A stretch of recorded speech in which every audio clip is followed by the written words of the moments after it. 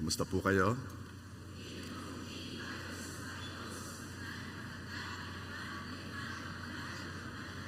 Amen. Salamat sa 10 na sumagot. Pwede bang sumagot din yung the rest? Kumusta kayo?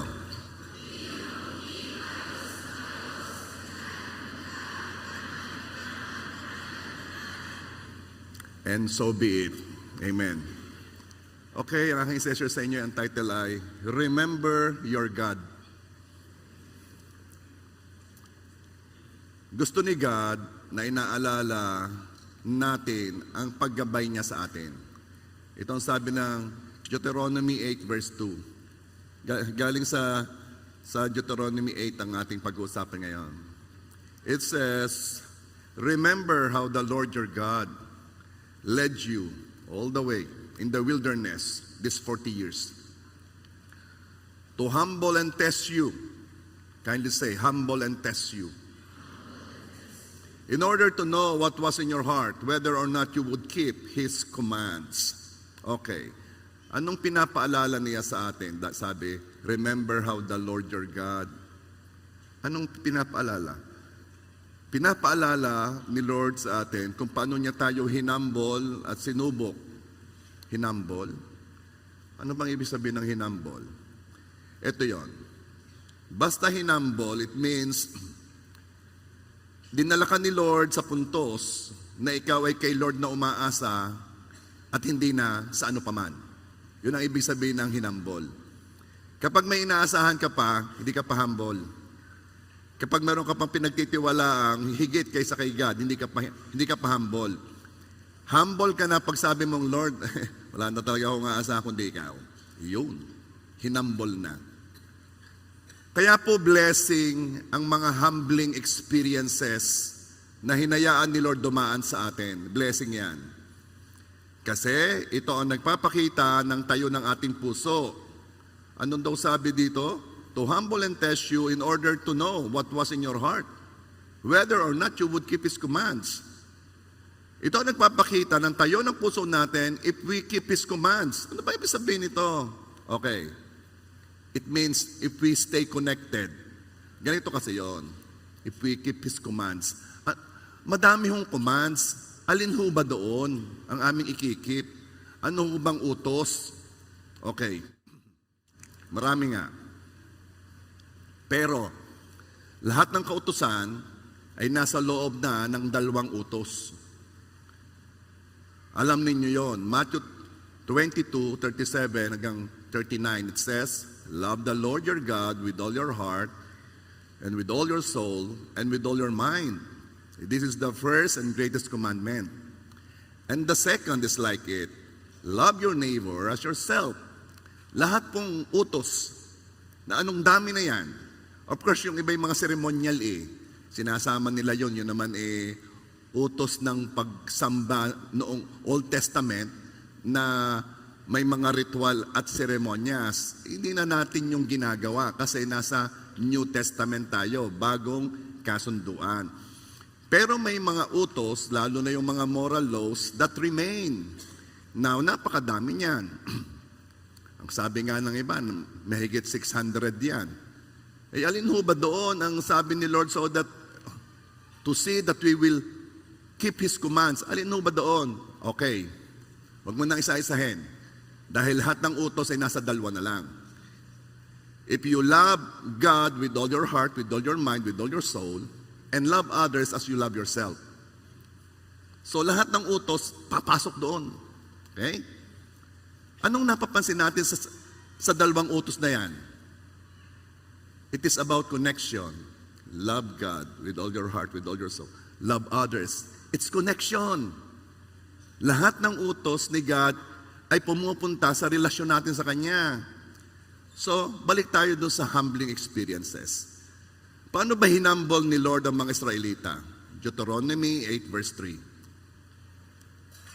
He humbled you, causing you to hunger, and then feeding you with manna.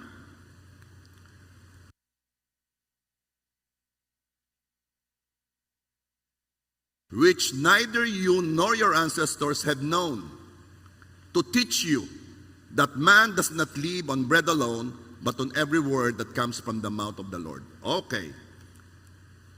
He humbled you. Paano? Causing you to hunger. Wow. Hindi napansin? Si Lord ang nag-cause, kaya nagutom. May mga pagsubok na talagang si Lord ang cause. Napakahirap kapag nire-rebuke mo yung sitwasyon. Gayong si Lord pala ang may ordain noon. Hinayaan ng Diyos ng mga Israelita ay magutom. So ano pong ating mapapansin dito? Ito muna. Huwag mong hayaang may dumaang pagsubok sa iyo na hindi mo naunawaan ang gustong ituro ni Lord sa iyo. He humbled you, causing you to hunger, and then feeding you with manna, which neither you nor your ancestors had known, to teach you. Oh, may dinala ng Diyos ang mga Israelita sa isang sitwasyon to teach them. Kaya, tuwing may nangyayari sa iyo, alamin mo, Lord, anong itinuturo mo? Bakit? Para madaling matapos.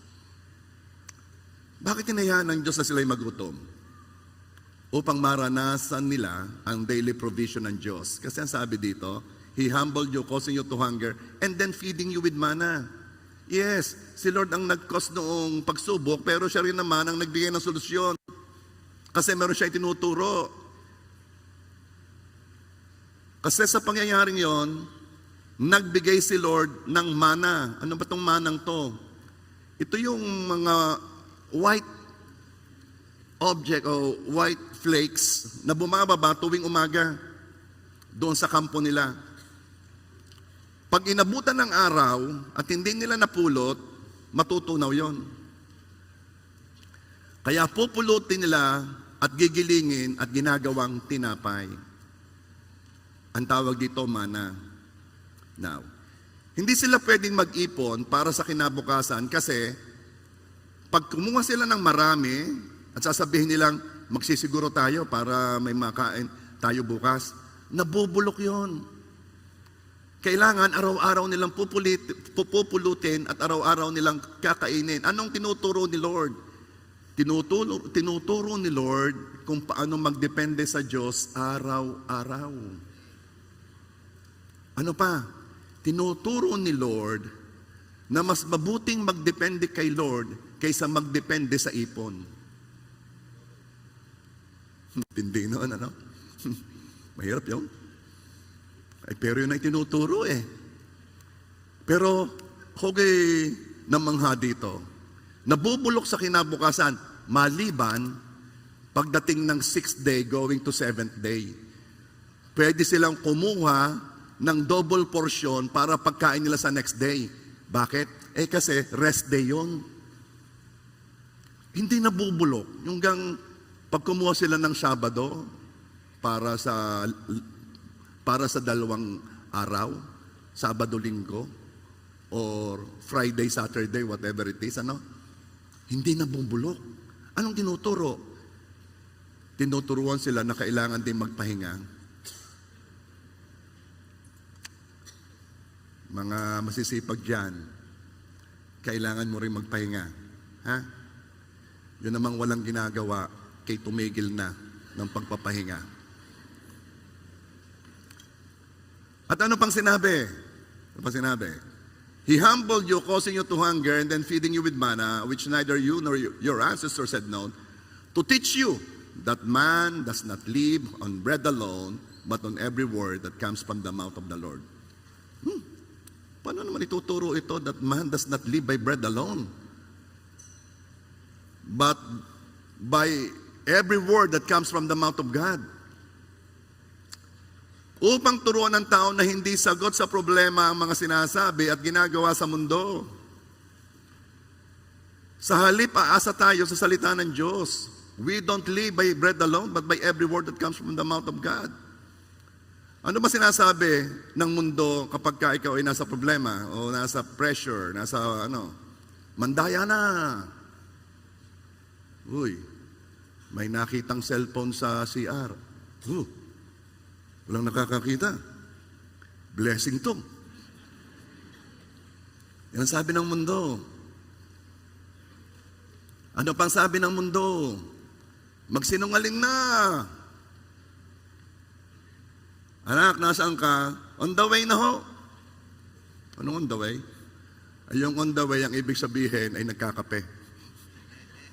Magsinungaling na, para mapagalitan. Ano sabi ng mundo? Oh, tunay naman. Chip in daw chip in. Magpipikal ball 50 pesos daw. 20 lang ako. Magdamot na. Ano pang sabi ng Diyos? Because man does not live by bread alone, but by every word that comes from the mouth of God. What you sow, you reap. Oh. So ano mang gagawin ko, aanihin ko yan. Pag nandaya ako, pag nagnakaw ako, madadaya rin ako, mananakawan din ako. Pag nagsinungaling ako, minaman sa effort ko, aanihin ko yon. Mamaya, magagalit ang aking inay sa akin. Ay, nagsinungaling ako aanihin ko yon. Pag binigay ko ito, mawawalan ako No, ano pa sabi ni Lord? Anong sabi ni Lord? Because we live not by bread alone, but by every word that comes from the mouth of God. What I sow, I reap. So, if I have a need, I should plant. Kaya naman pala hindi nagaling ako sa pickleball Ayaw kong magbayad.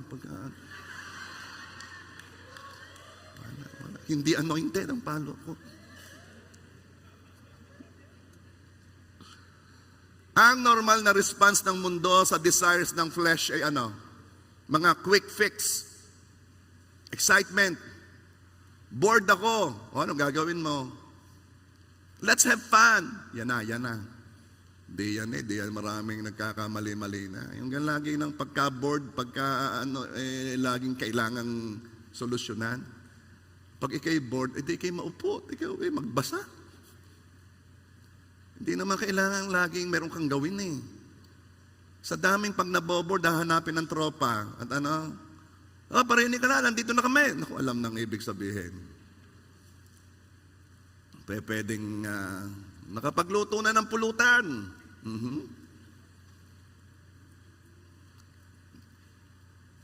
Di tayo nabubuhay sa dikta ng desire ng laman.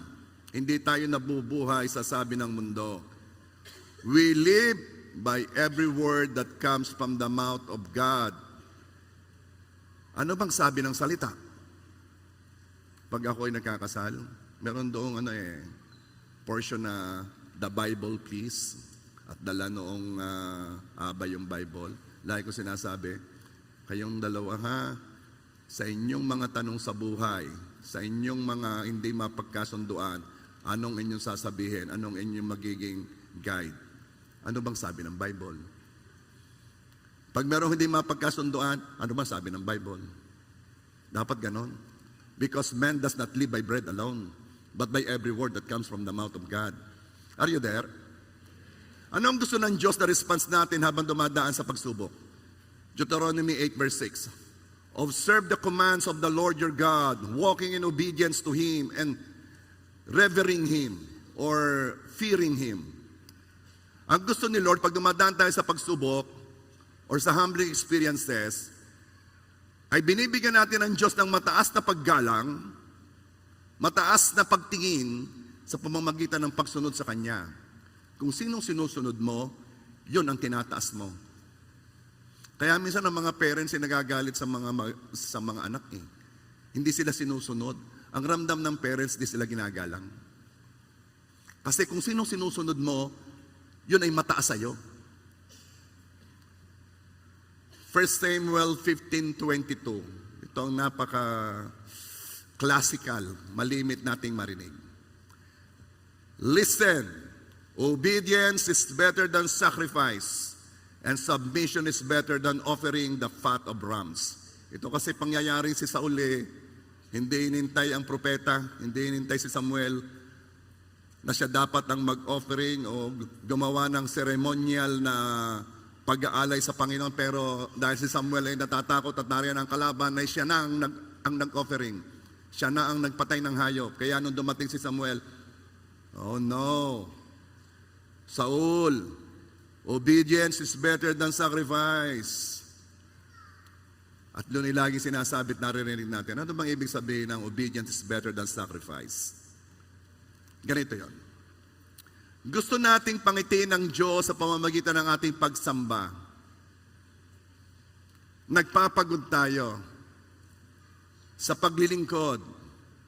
Nagsasakripisyo tayo. Alam niyo yung mga teachers natin, yan may nagsasakripisyo, no? Sa halip na nakaupo dito, nakikinig ng nag-aalaga, nagtuturo sa mga bata. Ang ating mga batang napakababait. Oo. Alam niyo, talagang napakahaba ng meeting na aming yung ginagawa kung papaano i-schedule ang paglalaro ng mga bata. Kasi nakikita ko doon yung naglalaro, ano kan lalaking bata. Ay kasabay yung liliit na bata. Ay! Gawaan natin niya ng kaayusan. Kailangan hindi sabay-sabay ang malalakit ng maliliit. So, hindi pwede rin sabay-sabay ang marami kasi sisikip. Pinag-uusapan niyan kasi naglagay na ng mating eh. Ang lambot-lambot na. Ang sarap humiga. Doon sa ano. At yung dadagdagan pa natin ng mga laruan. Alam ninyo, ang ating mga teachers nagsasakripisyo, ano? So, yung pagpapagod, pagsasakripisyo, upang mapangiti ang Diyos, ay tama at maganda. Pero, kung ang gusto mo'y higit na pangitiin ng Diyos, mas mainam ang sumunod. Dahil ang pagsunod ay pagturing kay God na pataas at karapat dapat sundin. Niluluwalhati mo ang Diyos kapag ikay sumusunod. Katulad ng ang utos, go! Make a disciple of all nations. Anong utos? Mag-life group ka. Mag-alaga ka. Alam mo, sabi mo, aawit na lang ho ako at sasamba. Obedience is better than sacrifice. Ako ay aawit hanggang sa ako'y mapaos. Ibibigay ko ang aking buong lakas para awitan siya. Maganda yon, pero nasabi ni Lord, obedience is better than sacrifice. Ang utos sa asawang lalaki, ibigay ng asawang babae. Ang utos sa asawang babae, igalang ang iyong asawang lalaki. Igalang si Adan. Anong sabi niya? Magta-text na lang ho ako. Obedience is better than sacrifice. Ang utos sa mga bata, igalang ang iyong mga magulang. Ang sabi ng bata, attend na lang ho ako ng youth hangout. Huwag, hindi yun and or. Hindi yun, you do this instead of this. And it's still better to obey than to sacrifice. Mas pagod ako dito sa hangout. Ako po'y merong gawain dyan. Ayun, ngayang utos naman sa iyo ay igalang mo ng iyong mga magulang. So anong ibig sabihin? Magpapaalam ka ng ayos, uuwi ka on time, ay ginawa mo talagang hangout eh. Ang utos ay walang premarital sex. Magdo-donate na lang ako sa need ng church. Ang utos ay huwag maglalasing. Sabi ng mga kaibigan ko, nako, nadali na naman tayo. Alam mo sabi, attend na lang ako tuwing Sunday, panata ko yon. May panata pa eh. Ang utos ay hindi pwedeng same-sex relationship. Maghahanap buhay na lang ako ng todo, bibigyan ko ng magandang buhay ang aking magulang at pag-aaralin kong aking mga pamangkin at ang aking mga kapatid. Ba't ayaw sumunod? Obedience is better than sacrifice. Nabubuhay tayo sa salita na nanggagaling sa bibig ng Diyos, hindi sa salita ni inuman o sa salita mo. We live by every word that comes from the mouth of God. Are you there? Maraming tao napapalapit sa Diyos kapag nasa gitna sila ng mga humbling experiences o mga pagsubok. Hinahanap talaga si God. Inuuna talaga si God. Sa mga pagkakataong ito, nabubuo ang very close relationship with God. At after the humbling, after the discipline, after all the teachings na kanyang natutunan, at after knowing God closer, in a very close manner, ay pinagpapala siya. Let me read to you. Deuteronomy 8 verse 7 hanggang 10.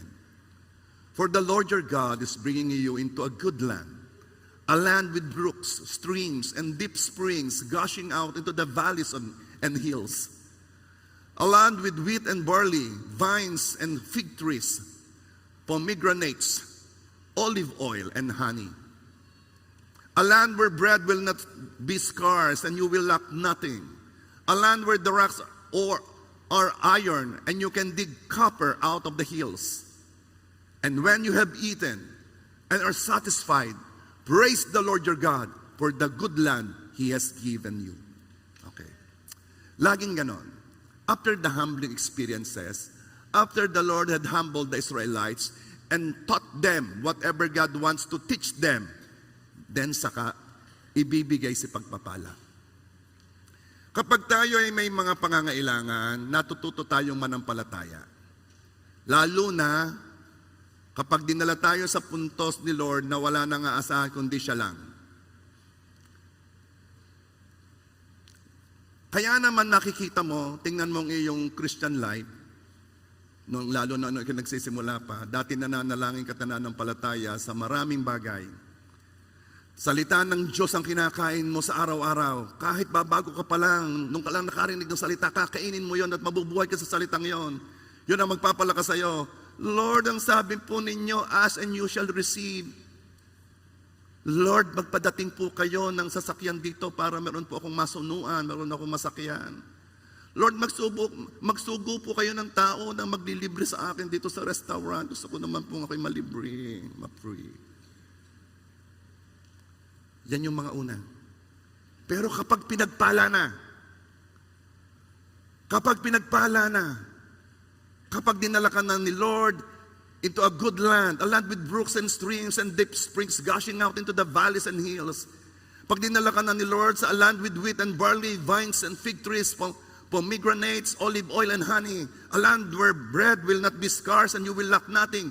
Kapag pinagpala ka na, ayaw na nating umasa sa Diyos sa mga bagay na ang tingin natin ay kayang-kaya na natin. Nire-reserve na lang natin ang pag-depend kay God sa mga malalaking bagay. Doon lang sa mga sitwasyong wala ka ng choice kundi umasa at manampalataya sa Diyos. Pero doon sa mga small thing, mga maliliit na bagay, hindi na, wag nang umasa sa. Don't depend on God. Kayang-kaya na yan. Sabi ng iba, nasa Diyos ang awa, nasa taong gawa. Wala po yung sa Bible, pero malimit nila sabihin. Bakit? Galing po yan kasi sa thinking na wag laging umasa sa Diyos. Alam mo bang may mga tao na kaya hindi napunta, hindi nasali o hindi mo ma-invite? Alam mo bang kanilang mentality? Alayang mga ganyang mga nasama sa mga gayang gawain yan ay mga mahihina yan, mga taong yan. Yung mga lumalabis sa Diyos, yan ay mga mahihina. They are weak. Yeah. Yun ang thinking ng iba. At itong sagot ko, sadyang mahihina. Kung lumalapit ka sa Diyos, kailangan alisin mo ang tiwala mo sa lakas mo. Ano mang lakas yan? Talino mo, talent mo, skill mo, yaman mo, family mo, connection mo, health mo. Bakit? Dahil anumang pagtitiwalaan mo na hindi ang Diyos ay napakahuna, napaka-fragile. May mga bagay na normal kong ginagawa. Kayang-kaya ko yan. Small thing yan sa akin. Na dahil kayang-kaya ko at normal kong ginagawa, hindi ko na minsan na-acknowledge na ang kakayanan ay galing sa Diyos. Sanay ako sa sunod-sunod na gawain. Last Sunday, ako'y magpipris dito ng 9 a.m. Normal sa akin yan.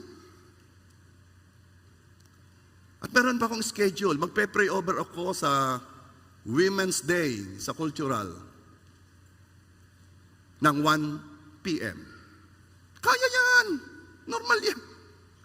At magkakasal ako ng 3 p.m. sa Ibaan. Kaya ko yan. Normal yan. Until ako'y inubo. At matapos pakinggan ni Pastora Doktora Yayan, ay binigyan ako ng napakalakas na antibiotic. At sinabi, Papa, pneumonia yan. In denial ako. Kaya ko yan. Pero hingal ako. Mag-prepare lang ng preaching, hindi ko magawa. Sa halip na nasa mga gawain nung Sunday ay nasa Mediatrix at nagpapacheck up. Nagpa-chest, CT scan, nagpa-labs, nagpa-COVID and flu test. Negative naman. Huwag kayong matakot. At napaalalahanan ako, ang mga bagay na akala mo'y kayang-kaya mong gawin ay nagagawa mo lang dahil sa lakas na ibinibigay ng Diyos.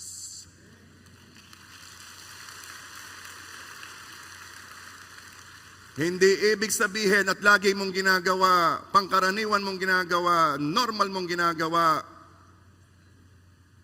ay kaya mo. Nabubuhay lang tayo sa biyaya ng Diyos sa araw-araw. Sa pananampalataya, hindi ka pwedeng nagtitiwala sa kakayanan mo at kasabay noon ay nagtitiwala ka rin sa kakayanan ng Diyos. I must decrease and God must increase. So, anong ibig sabihin? Kung mas lumalakas ang tiwala ko sa kakayanan ko, ibig sabihin humihina ang pagdepende ko sa kakayanan ng Diyos. If I am increasing, then God is decreasing. Sa bawat gagawin mo, kahit sa palagay mo'y kayang-kaya mo, acknowledge your dependency on God. Ikaw ay asang-asa lang kay God kahit sa small thing. Kailangan natin ang Diyos sa araw-araw. Nakapunta ka dito. Kilalanin mo ang Diyos, acknowledge God, na nagbigay sa iyo ng kakayanang mag-drive o sumakay. Kasi baka sa kasanayan mo ay hindi mo na naipagkatiwala sa Diyos ang bawat lakad at biyahe mo. Sino dito ang talagang bago lumakad ay, Lord, I acknowledge that I cannot do this without you. I acknowledge that you are the one that will bring me to my destination. I acknowledge that this is not just a simple thing. It is your blessing. Hindi na kasi sanay na tayo Dali, malilate, dali. Ibig mo sabihin, ikaw yon? Itong problema natin sa kasanayan natin, hindi natin kinilala na si Lord ang nagbigay sa atin ng kakayanan kahit sa maliit na bagay. Ikaw ba'y nagpapasalamat pa bago kumain? Paano ka nagpapasalamat? Lord, bless this food. Ay, yung iba naman, di tayo nakapag-pray. Lord, bless this food and all that is within me. Pwede ba, kapag ikay nag-pray sa pagkain, meant it. Meant it. Ano ibig sabihin? Totohanin mo na ikinagpapasalamat kay Lord. Totohanin mong humihingi ka kay Lord ng biyaya, alisin ang mga masasamang elemento. Para wag ka ma-food poison, para yun ay maging nourishment sa katawan mo. Meant it. Bakit? Kasi in everything you do it for God's glory. At ina-acknowledge mo si Lord na siya ang nagbibigay sa iyo ng kakayanan, ng nourishment, ng everything. Why? Because apart from God, you can do nothing. Don't treat it as a small thing. Kasi kapag normal na sa atin, nalilimutan na natin i-recognize na si Lord ang nagbigay ng kakayanan, opportunity, pagkakataon. Magpasalamat ka at nakakakain ka sa labas. Kahit kayang-kaya mong gawin. Normal sa iyo yun.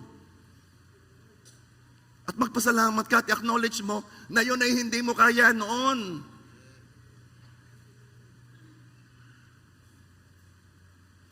Nothing is too small not to depend on God. Uulitin ko, John 15:5, apart from me, you can do nothing. Yan ang sabi ni Lord. Apart from me, you cannot do something? No. You cannot do anything apart from God. Alam mo, pag ito'y na-realize mo, mag-iiba ang tingin mo kay God, mag-iiba ang pag-depend mo sa Kanya. At ano mangyayari? The connection.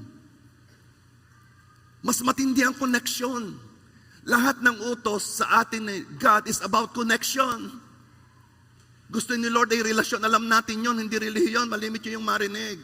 At ang process naman, nung tayo na born again, gusto ni Lord tayo ay continuously connected sa Kanya. At ang gusto ni Lord, as we go on in our Christian life, lumalalim ang connection natin sa Kanya. Hindi yun dahil sanay na tayo sa pagpapala. The more na yung connection humihina, sanay na eh. Normal na eh. Samantalang nung nagsisimula ka pa lang, ang tindi ng connection. Ang pag-acknowledge ko kay God sa binigay niyang kakayanang mag-preach ay iba ngayon kaysa 2 Sundays ago. Dahil naunawaan ko last Sunday na gusto ko mang mag-preach, walang power ang lungs ko. Sa halip na words ang lumalabas, ubo ang lumalabas. At ngayon ay mas na-acknowledge ko na everything na ginagawa ko, yung kakayanan ko, ay dahil kay God. And I acknowledge God. Bakit? Kasi for a very long time, hindi ko na ito na-acknowledge in the manner that I should. Hindi ko na ito masyadong minement ng pagpapasalamat the way I mean it now. Nasanay na ako sa kanyang gift and anointing. Nasanay na ako.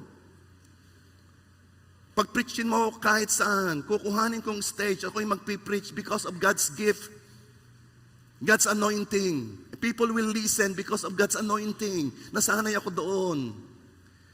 At hindi ko na na-acknowledge si Lord. Kasi normal na yung ganamang katagal ko nang ginagawa. Samantalang just years ago, di ko nagagawa ito dahil ako'y nauutal, nag-i-stammer ako. Na ako'y umiiyak kay God sa harap ng salmit, hinihingi ko kay Lord, Lord, tuwidin mo naman ang dila ko na makapagsalita ako ng tuwid.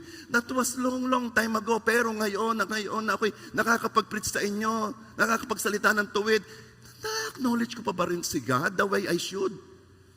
No, bakit? Sanay na ako sa pagpapalang ito. At itong problema natin Kristiyano, kapag tayo napagpala, nasasanay tayo.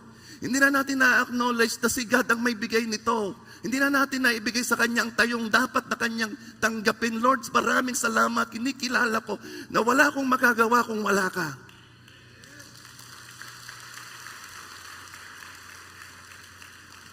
Huwag kang magpakasiguro sa anumang bagay.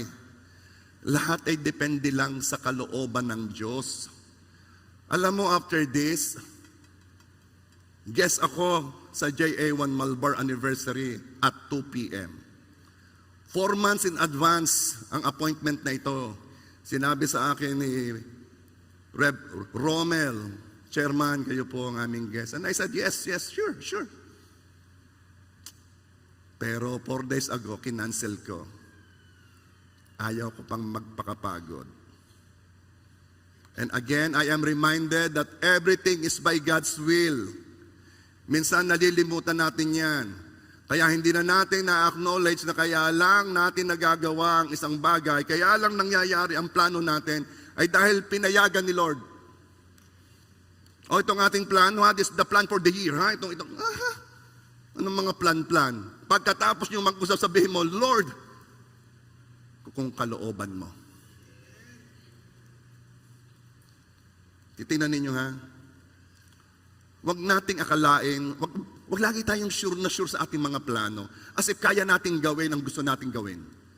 Ano sabi ng James 4:13 hanggang 16? Come now, you who say, today or tomorrow, we will go to this or that city. Spend a year there. Carry on business and make a profit. O sa iba, oy kayo na nagsasabing, oy tayo ay mag-out of the country. Sa tayo pupunta? Sa Siargao. Anong out of the country? Out of town lang yon. Tapos, 1 week tayo doon. Tayo ay magsiswimming. tayo ay anong tawag doon? Mag-skate. Surfing. Okay. Mag-i-enjoy tayo. Ano sabi ng James 4:14? You do not even know what will happen tomorrow. Hindi mo nga alam ang mangyayari bukas. Binomba na nga ng Israel at ng Amerika ang Iran. Mahal na nga ang diesel, pasyargaw-syargaw ka pa. You do not even know what will happen tomorrow. What is your life? You are a mist that appears for a little while and then vanishes. Ikaw ay isa lang hamog. Pag umaraw, wala.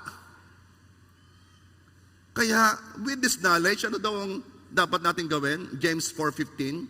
Instead, you ought to say, if the Lord is willing, we will live and do this or that. Dapat pala nasabi ko kay Reb Romel noong mga bandang January, Reb Romel, God willing, makakarating ako doon. Wala eh. Chairman, ikaw ang guest. Oh, sure. Napag-alaman ko ngayon, ang yabang ko pala. Ang yabang pala natin kung tayo magsalita, sure na sure tayo. Bakit? Lahat ay God willing. Lahat ay kung gusto lang ni Lord. Hindi mo maisiguro ang bukas, kaya tuwing magsasalita ka, dagdagan mo, kung kalooban ng Diyos, sige.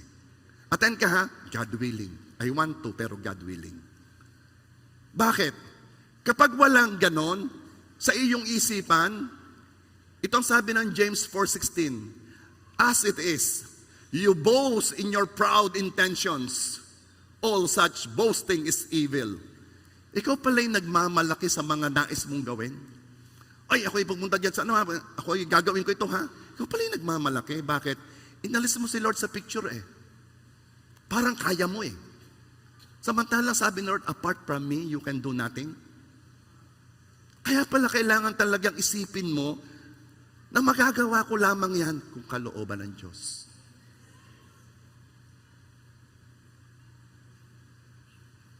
Lagay sa isip. Bakit? That is humbling. Humbling experience. Are you there? Balikan mo ang mga testimonies mo sa iyong pananampalataya, ang iyong mga victories of faith. Asang-asa ka kay God nung nananampalataya ka. And yes, automatic ang pagpuri sa Diyos kapag lately lang nangyari ang iyong one day. Ang dami nagsasabi, Reb, ako po yung magte-testify, talaga pong sasabog ang dibdib ko pag di ko po ito nasabi. Oo. Ang gaganda naman nga. Ang problema, kapag matagal na yung si pagpapalang yon at ikay nasanay na, at winarningan ni Lord ang Israelita, pati na tayo. Deuteronomy 8:11 hanggang 14. Be careful that you do not forget the Lord your God. Alam na alam ni Lord ang mangyayari kapag nasanay sa pagpapala. Be careful that you do not forget the Lord your God. Failing to observe His commands, His laws, and His decrees that I am giving you this day. Or in other words, failing to connect. Verse 12.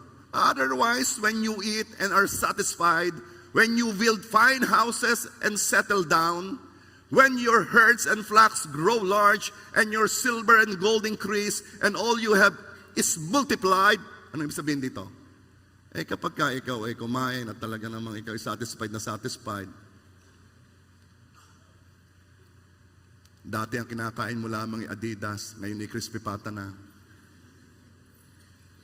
When you build fine houses and settle down. Kayo na matagal nang may bahay. Hindi ko sinasabi yung may bago lang. Usually yung mga bagong blessing, buhay na buhay sa kanilang pag-acknowledge at pagpapasalamat kay Lord. Pero yung matagal ka na sa bahay mo, ikaw ba meron ka pa rin bang yung the Lord, maraming salamat sa pagpapalang tahanang ito. Salamat. O pagdating mo doon, hay, dumi-dumi ng bahay na ito. Kakainaman na kayo, yung mga hindi ka naglilinis. Liit na liit ng bahay na rin. Ang asawa, hindi ako pinagpagawa ng malaking bahay. Ganyan na ba? O ina-acknowledge mo pa rin ba na yun ay pagpapala ni Lord? At punong-puno ka pa rin ba ng pasasalamat? O nalimutan mo na? Nalimutan mo na na kayo pinagpala ni Lord? Pag-uwi ninyo sa inyo, ha? Pag-uwi ninyo sa inyo at nakita mo ang bahay mo, itaas mo ang iyong kamay, pasalamatan mo ang Panginoon, i-acknowledge mo siya.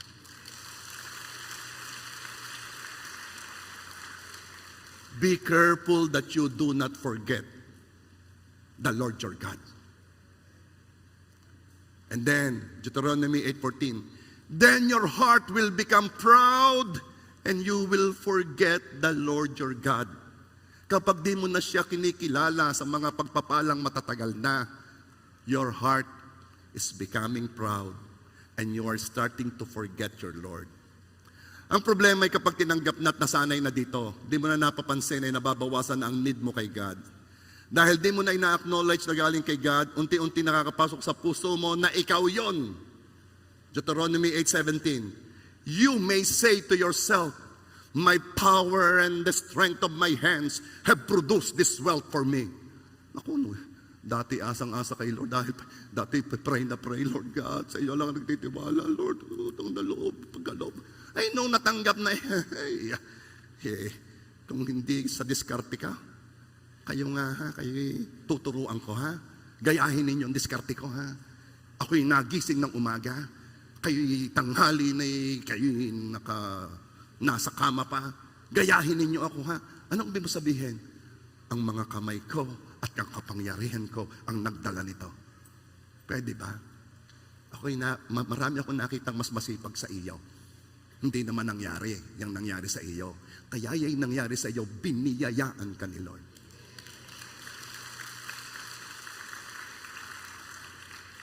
Nung ikaw ay panahong asang-asa kay God, yung mga time na ikaw talagang may hinihingit, nagtitiwala at nananampalataya, ang close mo sa Kanya. Yung mga panahon na may hinihingi ka, nananampalataya ka na magkaroon ng partner in life. Lord, alam ko naman na gusto mo rin ang aking kaligayahan. Alam ko na kalooban mo itong hinihingi ko, Lord. Lord, I love you. Thank you, Lord God, for sending her or sending him to me. Close na close kayo ni Lord.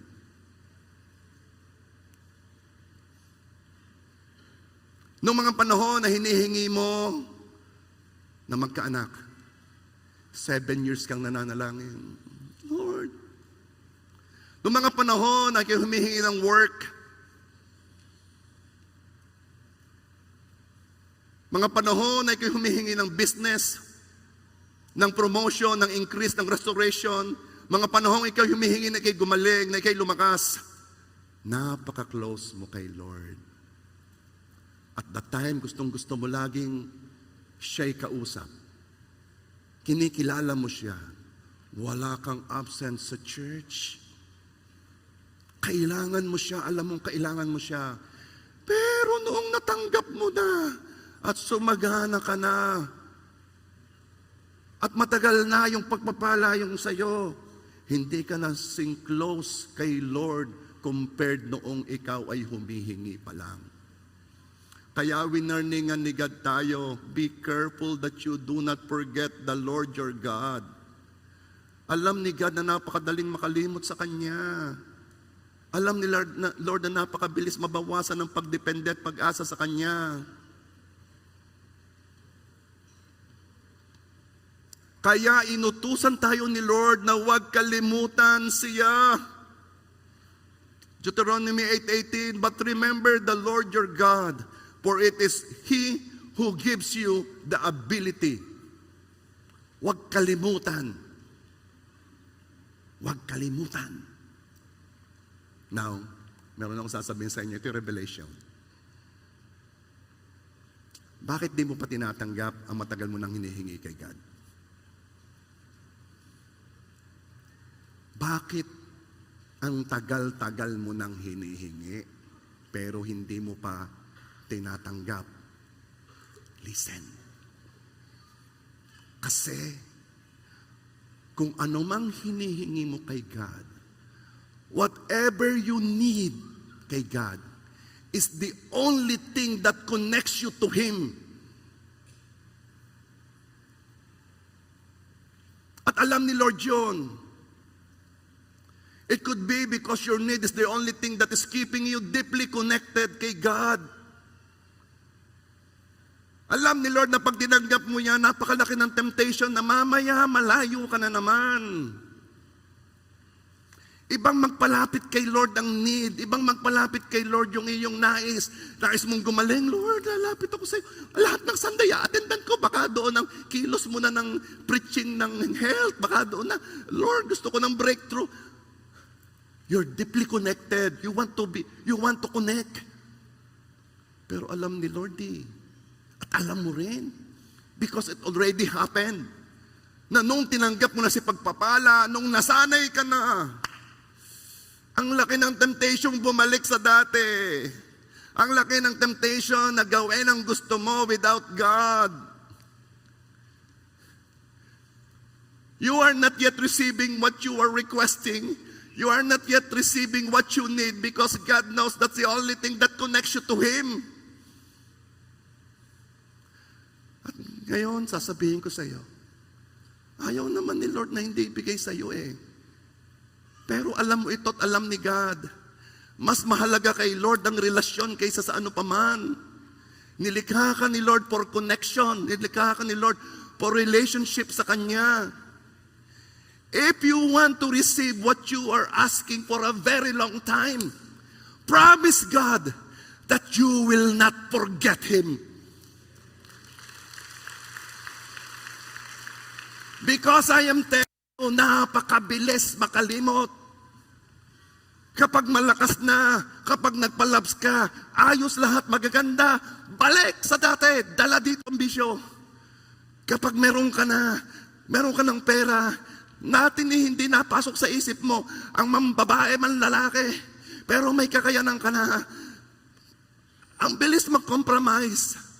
Kapag ikaw ay okay lahat, mamaya nasa kasino ka na naman. Pag okay ang lahat, walang problema. Makasubok nga uli sa pornography. Pero nung nangangailangan ka kay Lord, ang tindi ng need mo sa Kanya, Lord, sa iyo lang ako. Alam ko ang buhay ko sa iyo, na ayaw ko na lang ibang buhay. Ikaw na lang kailangan ko. Gusto ni Lord yung moment na yon, yung time na yon.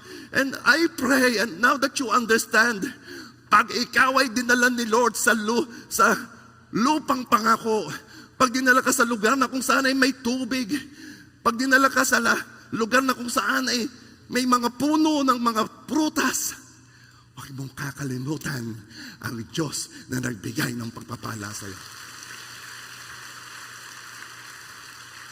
You are ready to receive whatever you are asking God for a long time. You are ready to receive it now because you know na ang kailangan lamang ay connection. Hindi maputol ang connection mo kay God. Pagpalain ka man, yun ka pa rin. Ikaw may payamanin, yaman-yaman, luluhod ka pa rin kay God. Hindi kaya yabang di ka tataas. Ikaw man ay patirahin sa Forbes, sa New Alabang. Pagpunta mo sa church, ikaw ay magpapaupo pa rin sa mga babagong dating kasi walang nagbago sa iyo. Gusto mo pa rin kung ano ang gusto ni Lord.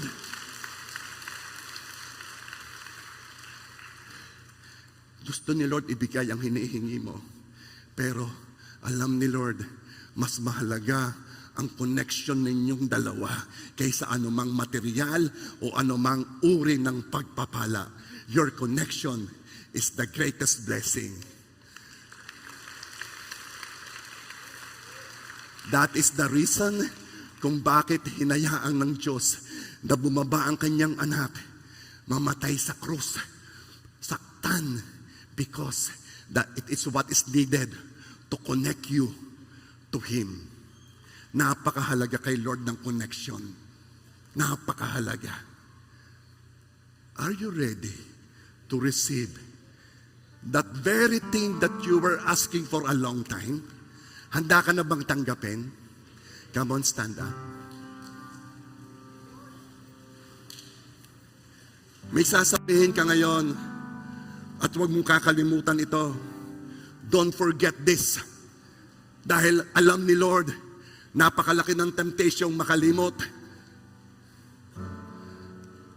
Na pag ikaw ay dinala na sa lupang pangako, pag tinanggap mo na ang mga bagay na hinihingi mo, walang mababago sa paglapit mo sa Kanya. Lagi ka pa rin nasa church tuwing Sunday kasi walang mas mahalaga kundi ang siya'y mapapurihan at masamba.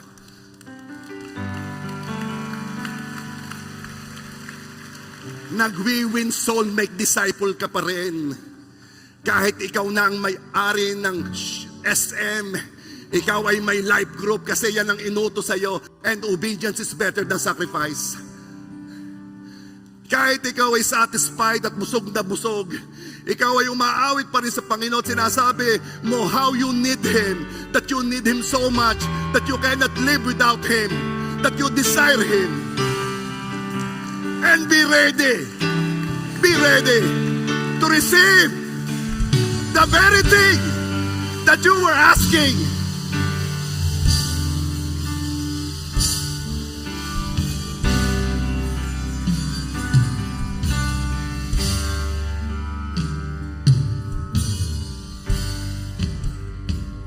This is the hour.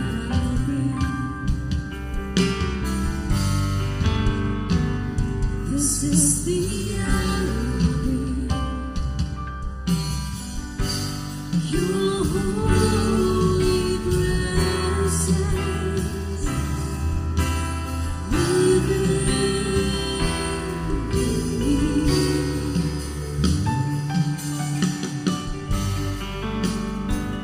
This is my day.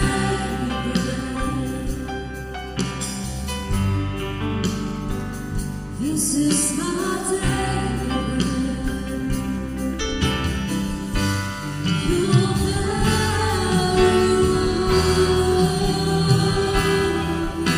so kind to me.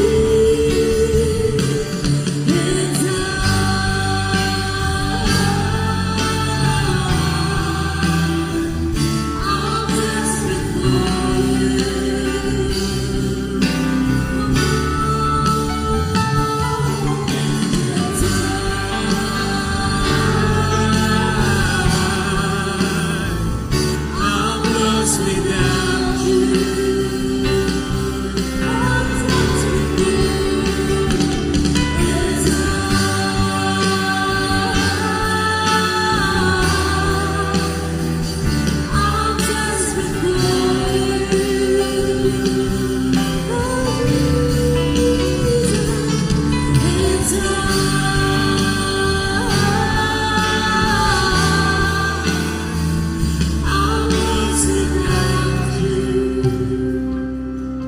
Okay.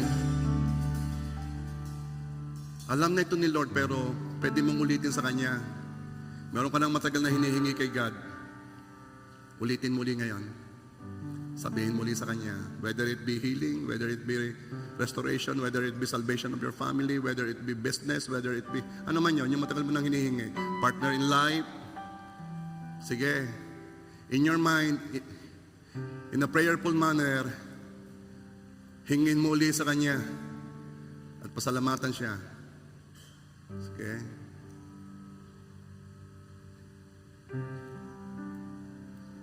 Now, after saying, sabihin mo, at Panginoon Diyos, sabi mo, sa inyo pong biyaya,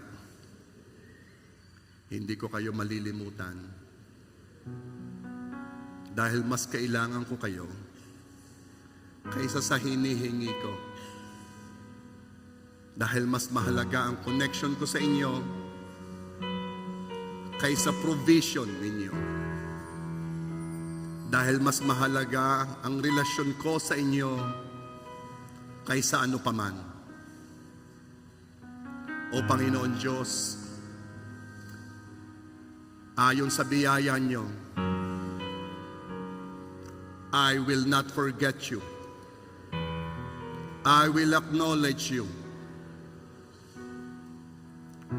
Father God, I am ready to receive. And now, by God's grace, I am declaring yung matagal mong hinihinging one day, yung matagal mong hinihinging one day, yung matagal mong hinihinging one day. Now, it is yours. Receive. Receive. Receive. Receive. Receive. Now. Now. Now. Now. Now.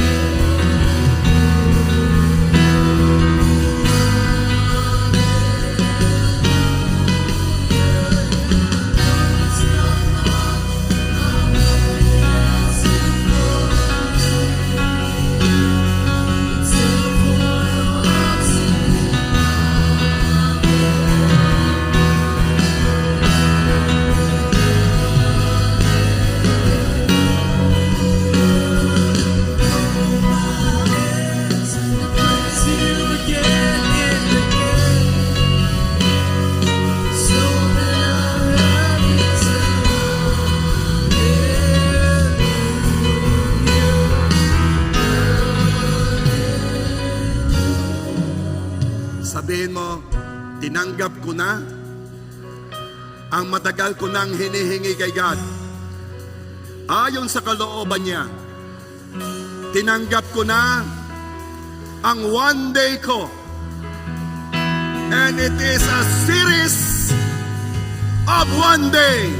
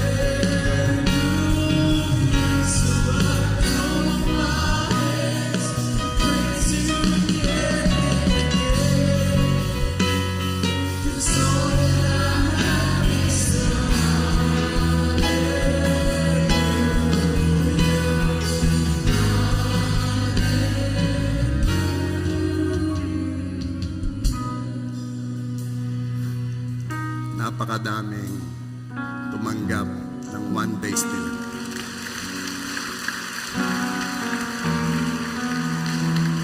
Salamat po, Panginoon, at biyaya, ayon sa biyaya mo. Hindi lang sa hindi ka namin malilimutan, lalo pa kaming lalapit sa iyo. This we pray and this we declare in Jesus' name. And everybody say,